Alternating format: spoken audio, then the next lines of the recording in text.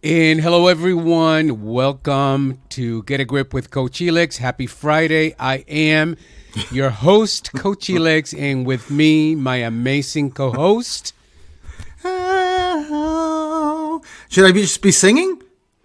I don't know. I'm assuming that we're the only ones that can listen to the music in the background.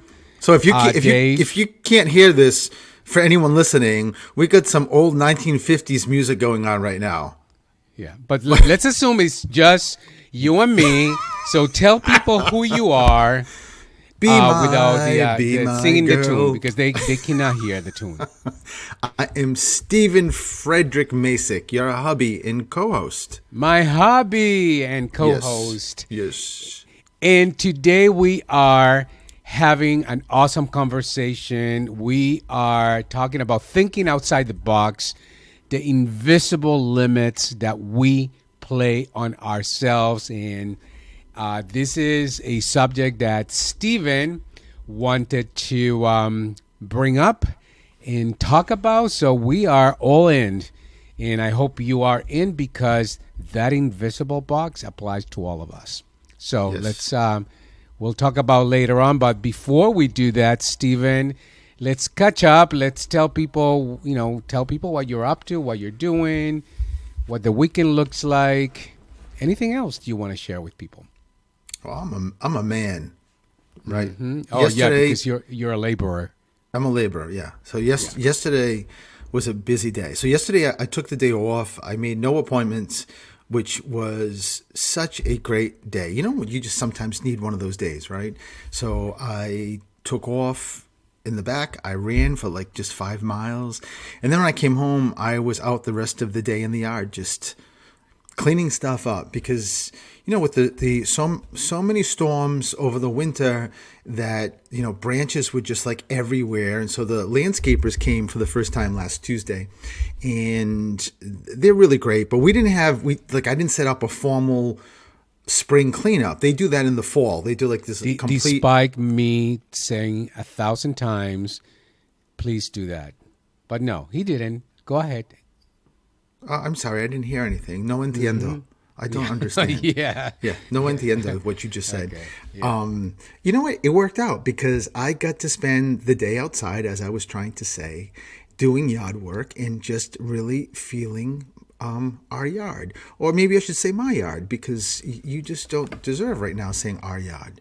In any case, I was picking up branches, because when the landscapers came last Tuesday, what they did was they just pushed these branches to the side, which was nice of them, but it's just ugly looking. So and some of these branches were huge. Like I couldn't pick them up. I had to like drag them to the perimeter of the woods. But that's the greatest thing about our house, is that the entire back of the house, side of the house, most of the house abuts conservation land. So it's just all woods, and throwing branches in the woods is good, right? So that's what I did. But I was tired last night. When I got to bed, not that there's anything really different than normal, but I think once we shut the TV off, I was in La La Land within like a minute.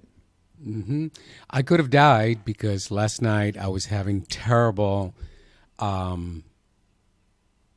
acid reflux, and I really thought I was dying, and he's like snoring right next to me within seconds of turning the light off. First of all, that's not true. Oh, you don't snore. That's right. No, first of all, that is so not true. And you're very selective in what you're saying. Did I not, or did I give you Reiki?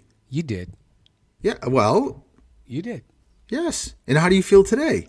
I feel much better today. Yes, of course. But I really literally thought I was going to die yesterday. I don't know what the hell happened, but... That was a hard cider. Yeah, well, maybe. I don't know. But it was not good. Well, just listen. Not good.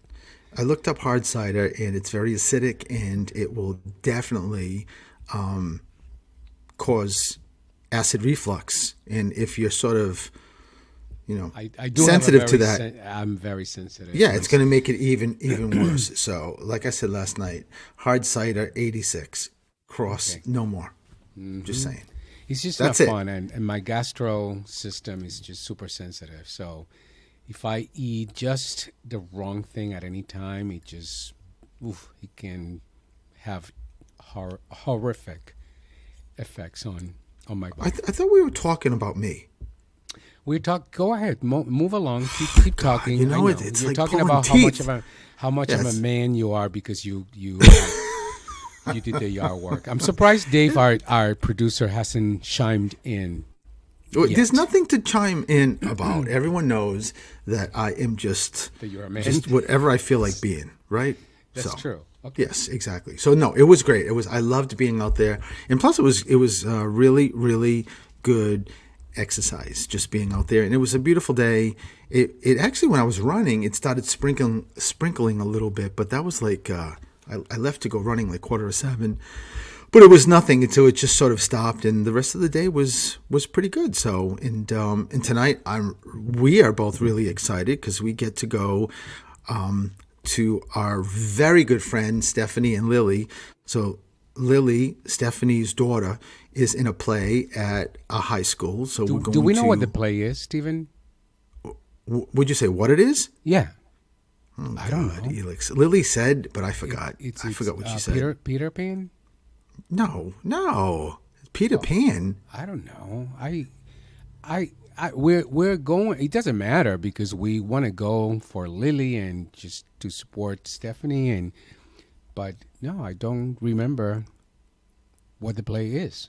Well, you know what? Listen, you walked into this, and I'm going to say it. So Elix and I were talking, and I brought up Peter Pan, and I said, what was the little fairy's name? And do you know what Elix called her?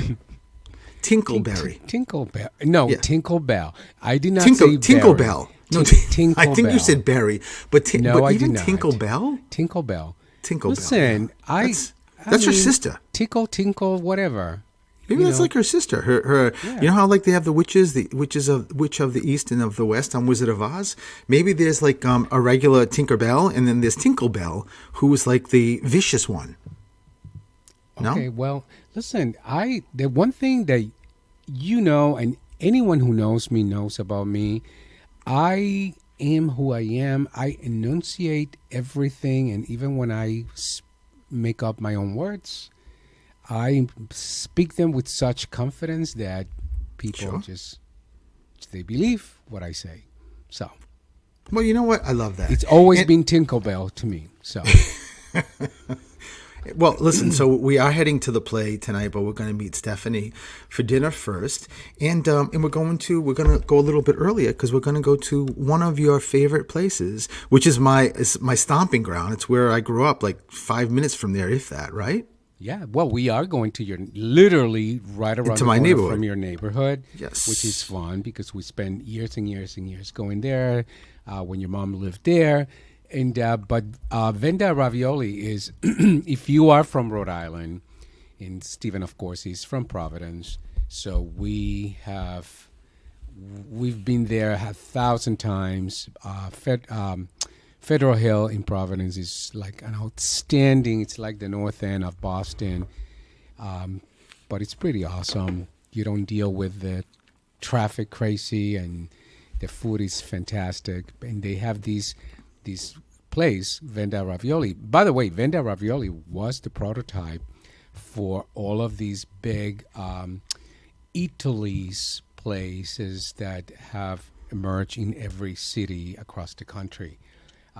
Venda was the prototype, so it's like an Italy, but it's a small version, very authentic, and does not have the same pricing as those shops in Boston or wherever they are. Venda is actually quite affordable, so it's pretty awesome. So I get my olive oil and my cheese and my pasta, all of that good stuff. I mean, it's pretty amazing. Just the olive and cheese section is just incredible. And you know what I think is really incredible that we've experienced, Felix, is that the people working there know their stuff. It's not like you're going to like Shaw's or Stop and Shop and you've got to take a risk of asking questions and they're like, I don't know, or they just make something up. And Venda Ravioli, these people know. And Oh no, they know. Yeah, which Okay. is really cool.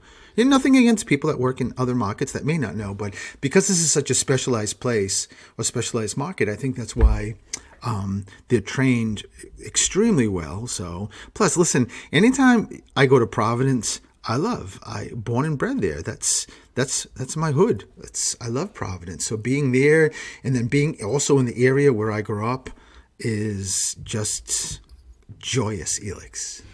Joyous. And I'm also going to be with other people that pronounce dog as it should be, dog. Mm-hmm. Just saying. Dog. Which is good, which is very good. Yeah, Even though I I love think it. this So is I can't wait. The restaurant we're going to, it's got a Spanish flair. So I can't wait. Or a Latin flair, I should say.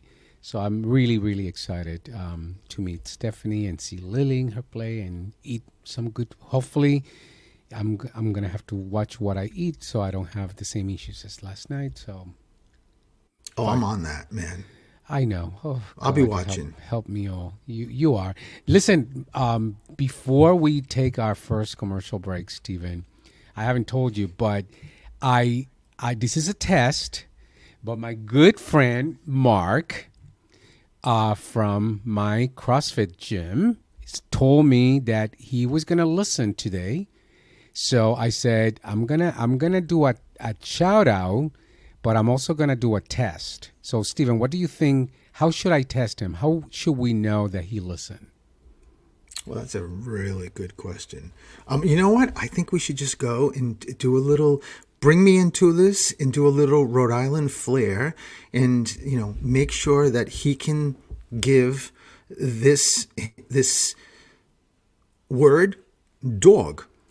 How's that? Dog. There you go. Yes, So and Mark, but Mark has to say it as it like as us in Providence, Rhode Island pronounce it. Just think of DAWG. That's really how it sounds, right? Dog. So he is probably and you'll he, know he'll it's good. listen, if he's listening, well, he should be listening because he told me he's going to. Otherwise, there's going to be issues, Mark. He's probably laughing. But, anyways, Mark, shout out to Mark and his wife because I believe he said they both will be listening.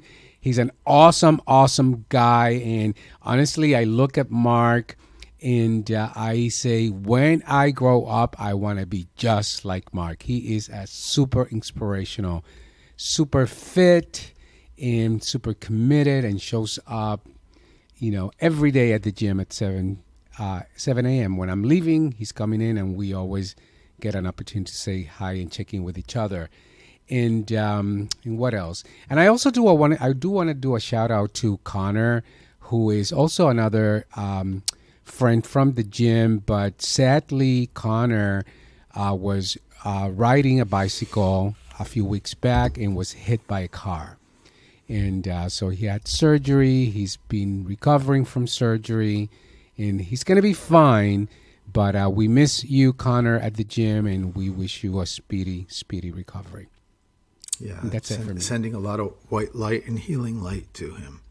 Good, good, good. I told him we would do that. Yes. So that's it. Let's take a small break. When we come back, we are going to talk about thinking outside the box, the invisible limits that we play on ourselves, those quiet decisions that shape, or quiet limits that shape our decisions, relationships, our future.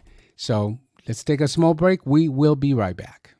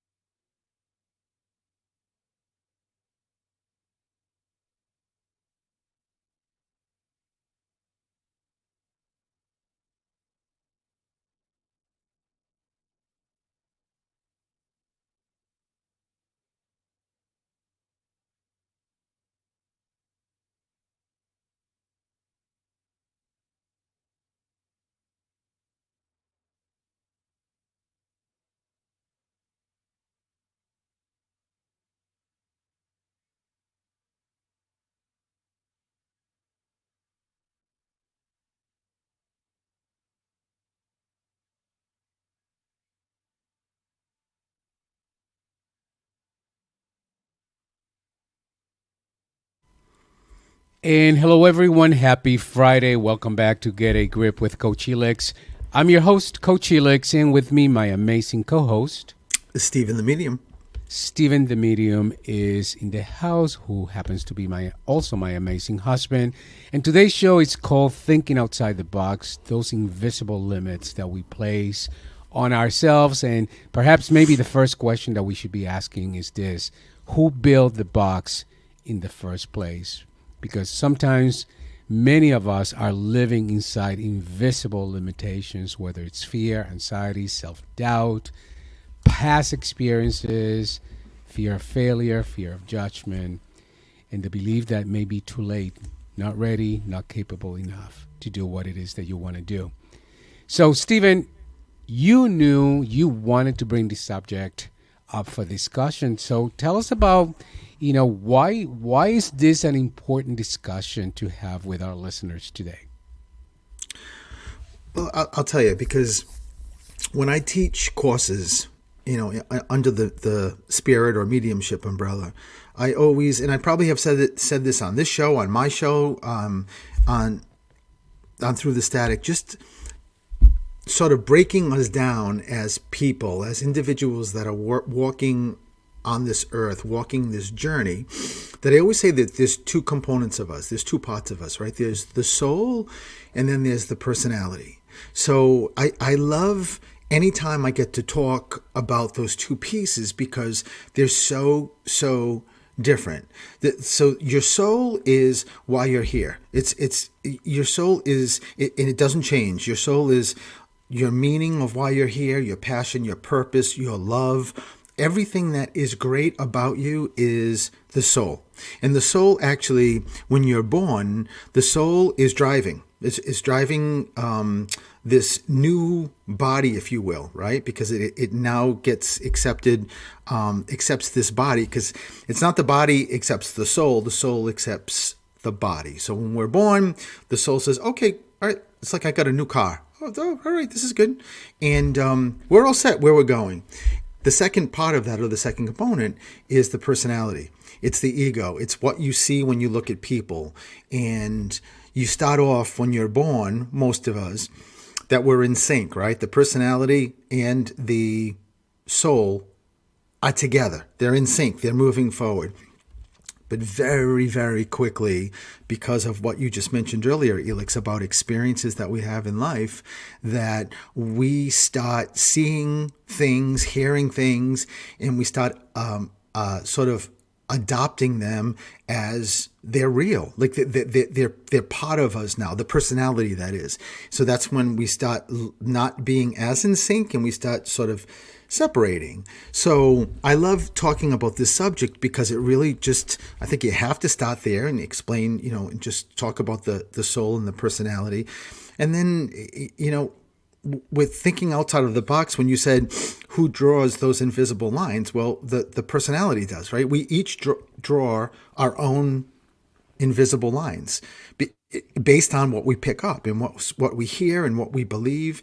And depending on what you believe and who you are, the box keeps getting, as you get older, the box keeps getting like smaller and smaller and smaller, versus there shouldn't be a box anyway. The soul doesn't understand a box, because the soul doesn't understand fear. So the whole point of this is being aware that if you're, just pick one thing, just pick something that you feel like, say you're afraid to do, either by yourself or with anybody, and really focus on why you feel that way.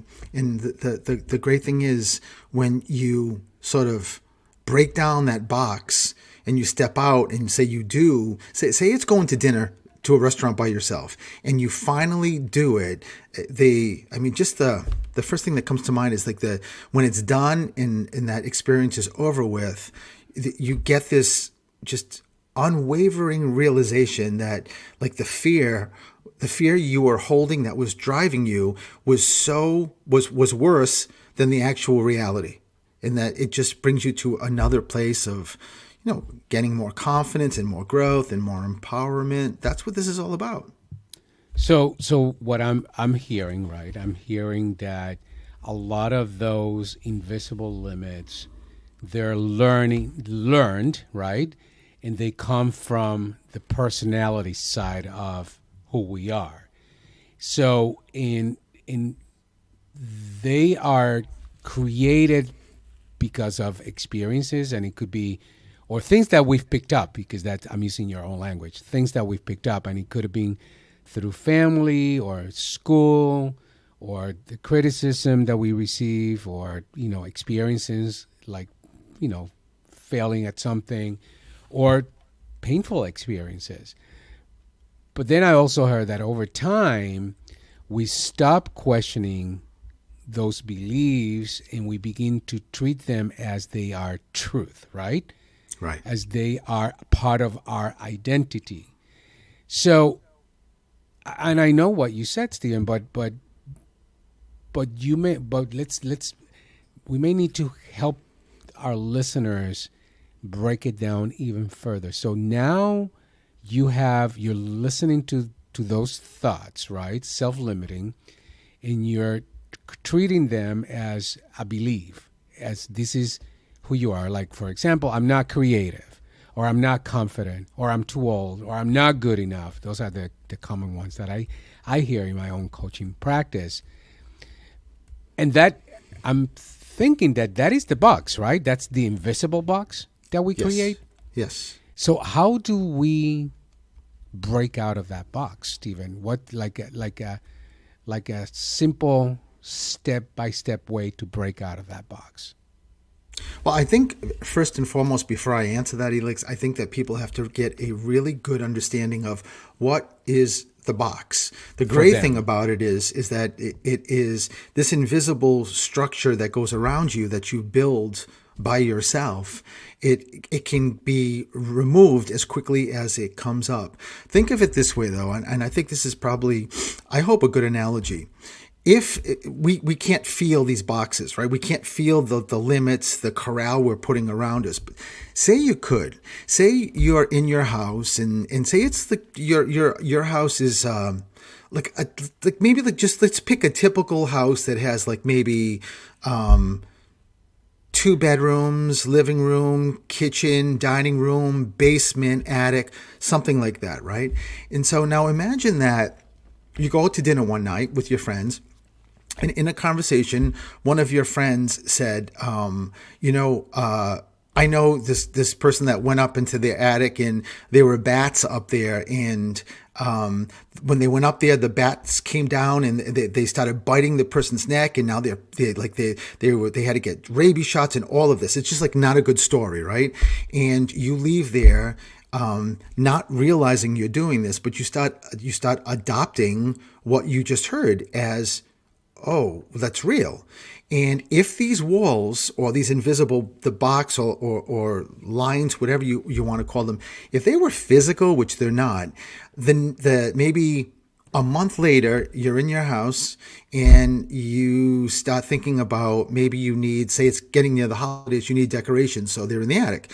So you go up to the attic, and when you get to the door to open up to get into the attic, no more door. It's not there anymore. Or if it's there, it won't open. So then you just sort of resolve yourself to, okay, I'm not going to go in the attic anymore. And so then you just keep following that process. And the next day you're out, having dinner or whatever the case may be, and someone talks about the basement and something bad happened in the basement or whatever the case may be. And then months later you go into the basement, you're going down the stairs, you can't get in the door. It's not opening. You can't get there anymore. So now you've got 2 places in your house, the attic and the basement. You can't go anymore.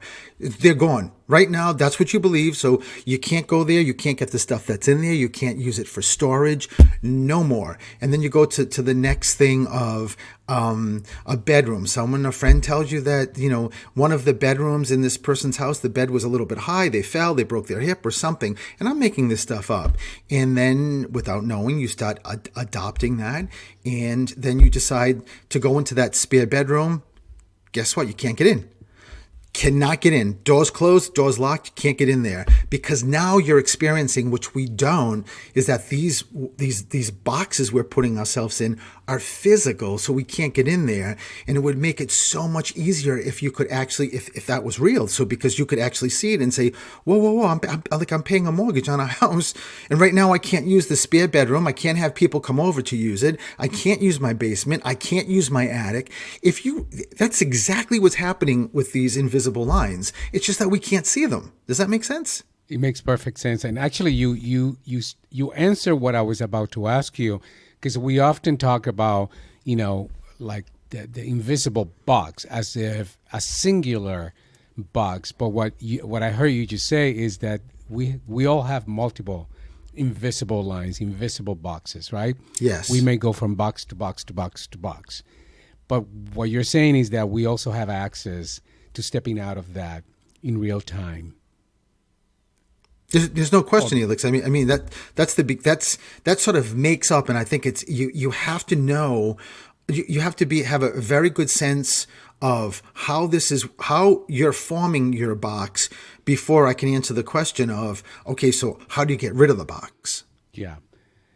I love the conversation. I really hope that if for those of you listening, that you can really like begin to see yourself and how those very self-limiting and made-up limitations impact your ability to create that future that you want. So Stephen, it's half past the hour. I love that. Right? We got to take another commercial break. Let's do that. But when we come back, we're going to continue this conversation because we want to talk about fear, anxiety, and the comfort zone. So let's take a break. We'll be right back.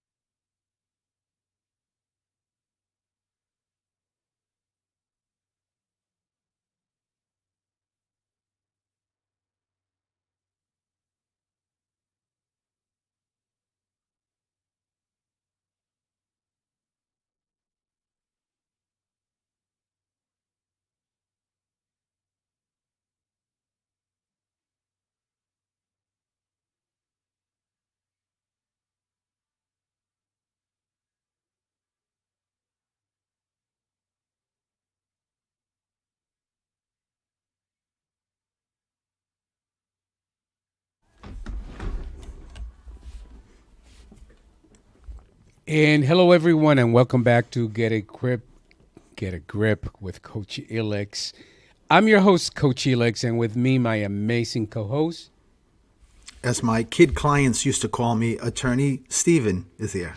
Attorney Stephen, also my husband, and Stephen the Medium, also known as Stephen the Medium. And today's show is called Thinking Outside the Box, the Invisible Limits That We Place on Ourselves. And Stephen, I just wanted to, before we get going with the next segment, I wanted to just do a shout out to Dennis, our friend Dennis, who just recently had major surgery and he's at home recovery. And I know that you're like 3 days post surgery, Dennis, and we're sending you lots of healing white light your way. The most we can possibly do. Exactly. So it's being sent. And so, Stephen, let's talk about, one reason people stay inside the box is, often because uncertainty like feels uncomfortable, right? We want to stay in that comfort zone. Now, from my own neuroscience background, the brain always craves certainty. And even when we are unhappy, familiar discomfort can feel safe or safer, that is, that unfamiliar possibility. And, of course, the fear often disguises itself as logic when we say it's not practical, it's too risky, or it's probably not going to work out. But underneath all of those thoughts, it's often that fear of failure, rejection, embarrassment, change, or whatever. And that's what keeps us in that box. How do you, what would you say to somebody listening that is experiencing that fear, that anxiety, that discomfort, that we feel when we have to step out of something that is familiar to us? But what you said earlier, we have to step out of that familiar place, right? Because the familiar place is the box. So how do we embrace the fear, the anxiety, and the discomfort while stepping out of that comfortable box? I think a way I describe it is you gotta get your key back. And what I mean by that is that the example or the analogy I just talked about in the last segment, just about, you can't get into the attic now, the door is locked or the entrance is locked, the basement, the spare bedroom. What happens is when you start, again, adopting those beliefs, really what's happening when you try to, in that example, you're trying to get into the attic, what you're really doing is giving the key to the entrance or the door to the attic, into the basement, into the spare bedroom, to fear. Because as you said, Elix, fear, we need fear, right? You have to have fear. And I know you are way more well-versed with the whole science behind that. But fear just steps up and says, oh, no, honey, listen, this is way too much for you. Just give me the key. And so you hand the key over. So now you have no more key. You can't get in there. And in your head, that's really what you're left with. Well, I can't go there anymore because I don't have the key. So to answer the question, you've got to regain the key back. And let me jump the gun for a second. So if in that example I gave, if you started to really decipher like what has caused you to not go into those 3 different locations in your house, and you finally figure it out and say, okay, I am not letting the anxiety or the stress or the insecurity or the fear, keep me prisoner in this box. And you go upstairs and you just slam that attic door open. The first thing in my sort of analogy, what you'd be seeing, even though physically you don't see it, is your soul right there saying, oh, I had the master key this whole time. All you needed to do was ask. And that's a beautiful thing. It's just, it's right then is what I talked about earlier, is when you get this, rewiring your brain, which I know you know way more than I do with that, Elix, and in the growth and the empowerment and the increased self-worth and the reduced power of fear. It's like you triumph because you're looking at your fear and saying, yeah, I mean, listen, I know you're necessary, but only in certain situations. This situation, you're not benefiting me. So I think how you really do it is, I love anything written down. I think like if there's one particular thing that someone is dealing with that's causing them anxiety or fear, Let me use my mom, and you know this, Elix. My mom, all the years she was living, all I did was ask her over and over again. Elix and I both did. Wanted to bring her somewhere. Like she's Irish. Bring her to Ireland, right? And my mom was absolutely not petrified of flying. Why? She never went on a plane. She was never near a plane.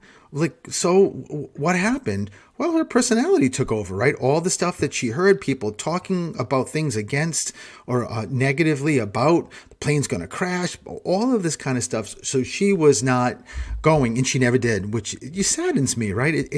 But if I was to talk to her, if she said to me, how what would you advise to me to start? I would start. I would tell her to just get a piece of paper out and start writing down why she's afraid to fly. Because I'm telling you, I think when you look at something and you actually can see it and you process it a little bit differently in your brain, it really starts taking away the scary part of it. It starts making you look like this is stupid. Like, this is nonsense. Yeah. Let me, I want to expand on some of the neuroscience just to give you a very simplified explanation. Our brain is, we call it, let's say, the nervous system, and it has different parts. So there is a part where fear lives, right? We call that the primitive brain, and it's primitive because it was created in the primitive times where there was a lot of things that, could be a threat to us as human beings. The main function of that part of that brain, that part of our nervous system network, is to protect us. So fear lives there. Like Stephen said, it's not a bad thing. It's not because it wants to hurt you. No, that's its job. It is hardwired to protect you from what he perceived as a threat. So, if we use Stephen's mom, flying, the fear would be like, oh no, you could die. That plane is going to crash. So it keeps you from stepping into that because, again, it's doing its job. Let's protect you from that perceived threat. But that's only one part of our nervous system. There are other parts of the nervous system. There's another part that we call the executive brain, and that's where reasoning, where empathy, better decision making, innovating capabilities live. Now, when you talk about, Stephen, something like writing down the fear, the exercise of actually writing down the fear opens up that other part of our network, our nervous system network, that part of the brain. And when you open that other part, it sort of balances. So fear, by the way, fear is a very old part of our brain. So it's the mechanics of fear, it are like they go on like almost automatically. This other part of our brain, our executive brain, where better decision making and reasoning lives, it's not as old, it's newer, so it does require a little bit more intention in activating it. And things like that, by the way, again, writing something down, naming the fear, naming the concern, naming the reason, it can open up that brain, and then it balances. Then you have, it creates what you're talking about, is that opening to step outside of that familiar box, of that familiar way of being. I know this is a very simplified explanation, but I think sometimes simplified explanations are the best explanations. What are your thoughts, Stephen? No, I mean, I think it made complete sense. Definitely very sensible. And, why I use that analogy about, like, you're in a house, you're in your house and you can't get into 3 rooms. If you could physically feel those walls, is I don't think it's a bad thing, even when you're writing stuff down. I don't think it's a bad thing to get a little annoyed, like a little angry at fear in these particular cases of, first of the example in the house, like just getting to a place of like, who are you to tell me I can't go into three rooms in my house? Do you pay the bills? I do. Like getting into that place, and I'll tell you, it works for me, and I go there a lot. If there's something that is, I can feel fear is sort of stepping in. The sort of, I don't necessarily. I don't consider it angry. I just consider it the like sort of the warrior of me, like the protector of me, but in a very rational way. And looking at fear, like, yeah, no, you're not coming onto my territory, and I'm not asking you for the key back. I'm taking the key back. Bye bye. I think it's not a bad thing to get to that place and just really, almost like a challenge, or even maybe a competition of, listen, I'm the one that's here in this life, especially for me, because when you do so many readings, Spirit constantly tells me, dead people constantly tell me what they wish they could do if they could come back, and what they wish they did when they were here. And so much of it is just wasted time, wasted not doing this, not having fun, and joy, and all of that. So I think if you can build that up in your character, it just keeps breaking down these invisible boxes, and you just life is so much better. I totally agree, Stephen. And I also agree that we need to take another break. So let's do that. And when we come back, we will finish today's show, and we'll continue with the conversation about stepping outside of that, box. We'll be right back.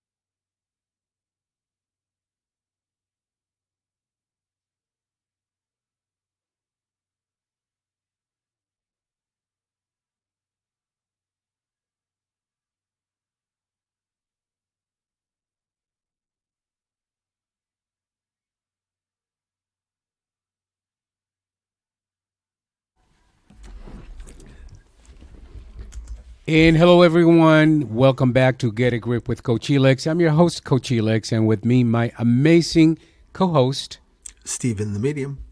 Stephen the Medium. And today's show is called Thinking Outside the Box, the Invisible Limits That We Place on Ourselves. And I so far this conversation has been so insightful, for me, and I hope for you guys as well.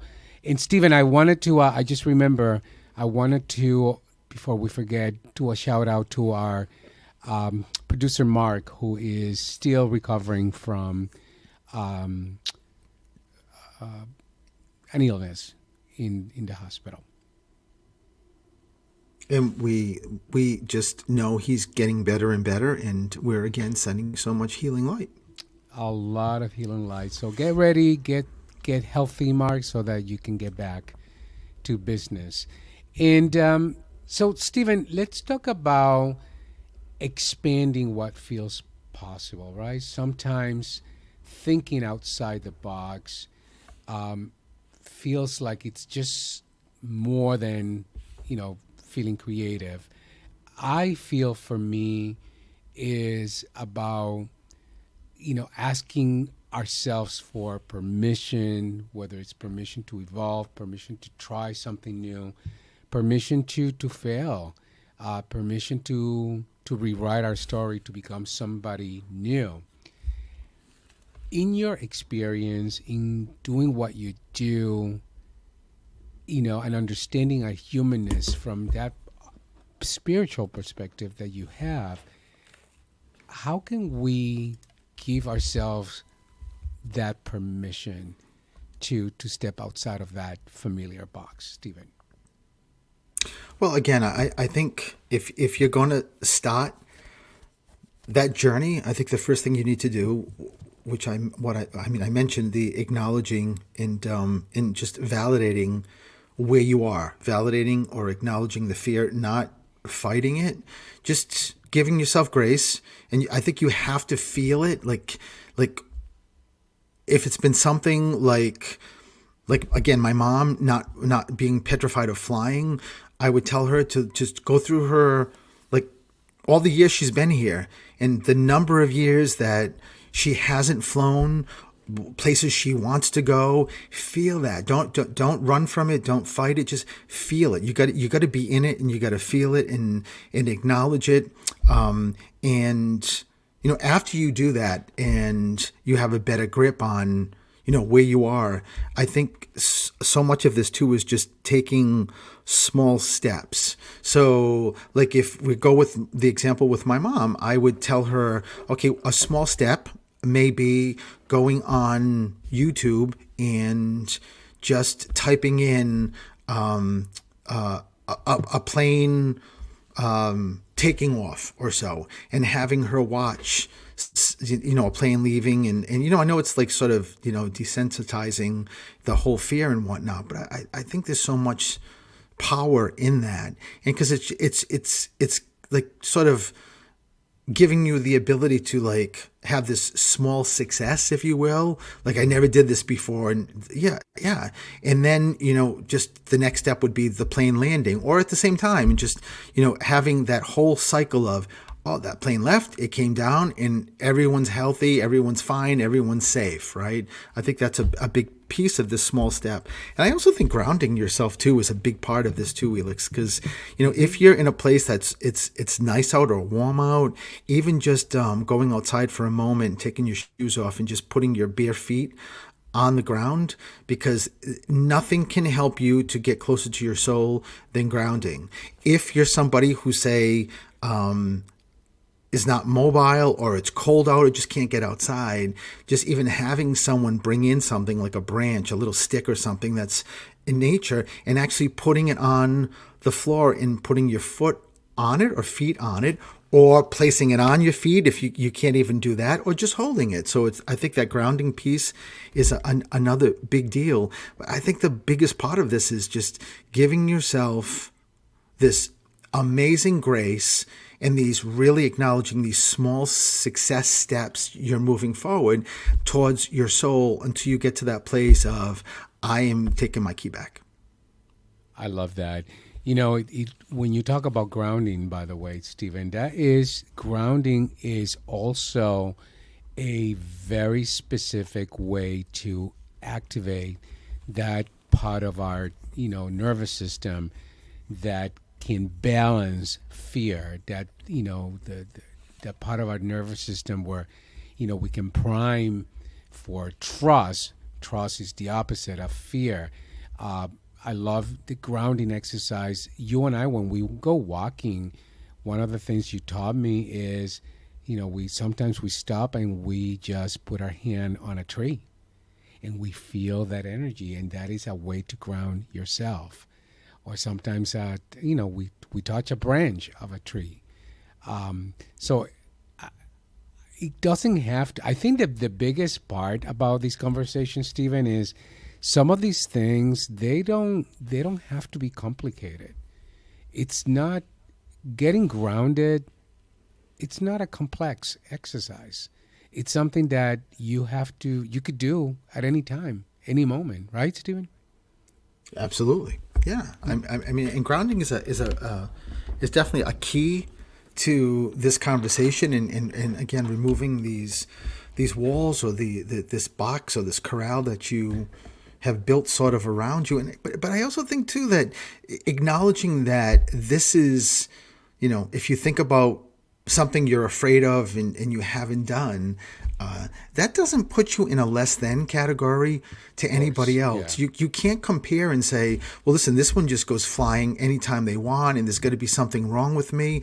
You can't go there. Like all of us coming into this world, we don't really have much choice when we're exposed as we start getting a little bit older, even as kids, to people around us, or even parents that mean well, that just may, like my mom's mom used to tell all her girls, the four sisters, don't go to the doctors. If you go to the doctors, they're going to find something wrong with you. Now, was that anything that was like intentionally, like I so that my daughters get sick? Of course not. It's how she must have been told something, or something triggered something in her to make her feel that way. But she did give that, and those four sisters were just adamant about, for the most of their life, right, not going to the doctors. So you just gotta make sure that there's no comparison, that you're exposed to things that not necessarily you're agreeing to. You just hear stuff, and just be kind to yourself. Yeah, and the last thing I would say, as a way to piggyback what you said, Stephen, is those thoughts are not your identity. They're not. So when you start saying to yourself, I'm just, too shy, or I'm just too old, or I'm not that smart, or I don't have what it takes, remember, those are thoughts that you created. They are not your identity. So that means that you could reinvent that at any time.